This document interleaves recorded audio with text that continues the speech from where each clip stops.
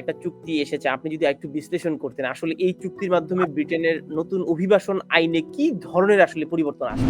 Main যে জিনিসটা সেটা হচ্ছে যে সার্বিকভাবে আপনার এই স্মল বোটকে ঠেকানোর জন্য এখন তারা আজকে থেকেই কিন্তু আজকে 5ই অগস্ট আজকে থেকেই কিন্তু এই আইনটা কার্যকর।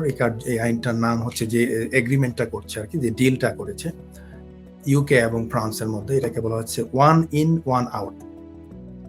তার মানে হচ্ছে যে একজন যখন আপনার অ্যাটলিস্ট একজন মানুষ যখন বোটে করে আসবে তাকে সামহাউ পুশ ব্যাক করিয়ে দিবে, এবং একজনকে যখন আউট করে দিবে তাদের সাথে একটা এগ্রিমেন্টে যাচ্ছে যে তারা অ্যাটলিস্ট একজন বৈধ আপনার নাগরিককে ফ্রান্স থেকে আসতে দিবে। This is the deal. একজনকে নিবেন আরেকজনকে দিবেন, this is the deal.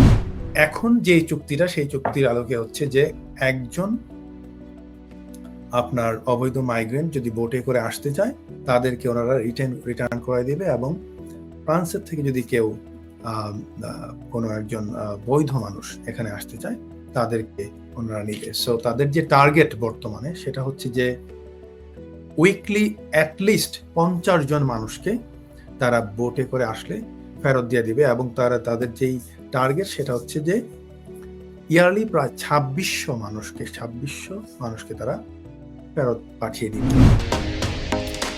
Stonebridge Legal Solutions Limited, your trusted immigration partner.